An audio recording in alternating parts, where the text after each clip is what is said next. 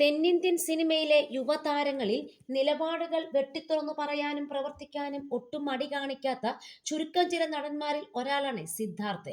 പലപ്പോഴും തന്റെ ചിന്തകളും അഭിപ്രായങ്ങളും പങ്കുവച്ചതിന്റെ പേരിൽ വിവാദങ്ങളിൽ പെടുകയും വിമർശനങ്ങൾ നേരിടുകയും ചെയ്യേണ്ടി വന്നിട്ടുള്ള നടൻ കൂടിയാണ് സിദ്ധാർത്ഥ്. ഇപ്പോഴിതാ സിനിമയിലെ സ്ത്രീകൾ എന്ന വിഷയത്തിൽ ഹൈദരാബാദിൽ നടന്ന ലിറ്റററി ഫെസ്റ്റിവലിൽ പങ്കെടുത്ത് താരം പറഞ്ഞ വാക്കുകളാണ് വൈറലാവുന്നത്.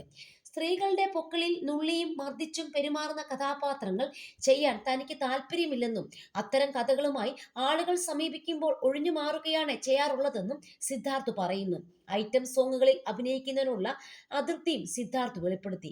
സ്ത്രീകളെ മർദ്ദിക്കുന്നത്, അവരുടെ പൊക്കിളിൽ നുള്ളുന്നത്, പെണ്ണിനോട് നീ ഇങ്ങനെ ആയിരിക്കണം എന്ന് അടിച്ചേൽപ്പിക്കുന്ന മനോഭാവത്തോടെ പെരുമാറുന്നത്, ഐറ്റം പാട്ടുകളിൽ അഭിനയിക്കുന്നത്, ഇതെല്ലാമാണ് ഒരു കമേഴ്സ്യൽ സിനിമയ്ക്ക് ആവശ്യമെന്ന് കരുതുന്നവരുണ്ട്.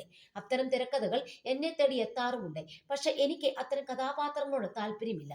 ആ ലൈനിൽ സിനിമകൾ തിരഞ്ഞെടുത്തിരുന്നെങ്കിൽ ഇന്ന് ഞാൻ വലിയൊരു സ്റ്റാറായി മാറിയേനെ. പക്ഷേ എനിക്ക് ഇഷ്ടമുള്ള കഥാപാത്രങ്ങളും സിനിമകളുമാണ് ഞാൻ ഇതുവരെ തിരഞ്ഞെടുത്തിട്ടുള്ളത്. ഞാൻ സ്ത്രീകളെ ബഹുമാനിക്കുന്ന ആളാണെന്ന് പലരും പറയാറുണ്ട്. എൻ്റെ മാതാപിതാക്കൾക്ക് ഞാനൊരു നല്ല മകനാണ്. കുട്ടികൾക്ക് മുന്നിൽ ഞാൻ നല്ലൊരു വ്യക്തിയാണ്. അവർക്ക് സ്നേഹം തോന്നുന്നയാൾ. 15 വർഷങ്ങൾക്കിപ്പുറവും എൻ്റെ സിനിമകൾ കുട്ടികൾക്ക് പോലും ഇരുന്ന് കാണാനാകുന്നു എന്നത് ഏറ്റവും സന്തോഷകരമായ അനുഭവമാണ്. കോടികൾ കയ്യിൽ കിട്ടിയാലും ആ അനുഭൂതി ലഭിക്കില്ല. എൻ്റെ ചുറ്റുമുള്ളവരെല്ലാം ദേഷ്യത്തോടെ പെരുമാറുന്നതാണ് കാണുന്നത്. ആണുങ്ങൾക്ക് വേദനയില്ല, വിഷമമില്ല, കരയില്ല എന്നൊക്കെ പറയുന്നവരുണ്ട്.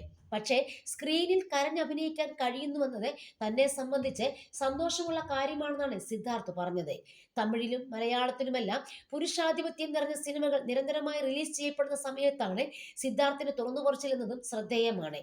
അടുത്തിടെ ഗീതു മോഹൻദാസിന്റെ സിനിമ ടോക്സിക്കിന്റെ ടീസർ റിലീസ് ചെയ്യപ്പെട്ടപ്പോഴും അതിലെ ചില രംഗങ്ങൾ വലിയ രീതിയിൽ വിമർശനത്തിന് കാരണമായിരുന്നു. ബോളിവുഡ്, ടോളിവുഡ്, കോളിവുഡ്, മോളിവുഡ് എന്നിങ്ങനെ എല്ലാ സിനിമ ഇൻഡസ്ട്രികളിലും സ്ത്രീകളെ വിൽപ്പന ചരക്ക് എന്നതുപോലെ പ്രദർശിപ്പിക്കുന്നതിനോട് എതിർപ്പ് അറിയിച്ച് പല അഭിനേതാക്കളും എത്തിയിട്ടുണ്ട്. എന്നാൽ ഇപ്പോഴും ബിഗ് ബജറ്റ് സിനിമകളിൽ സ്ത്രീകളെ ഉപയോഗിച്ചുള്ള ഗ്ലാമറസ് രംഗങ്ങളും പാട്ടുകളും എല്ലാം ഉണ്ട്.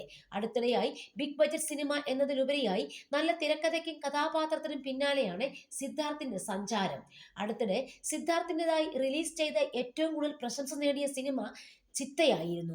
മിസ് യു എന്ന തമിഴ് സിനിമയാണ് സിദ്ധാർത്ഥിൻ്റെതായി അവസാനം റിലീസ് ചെയ്തത്.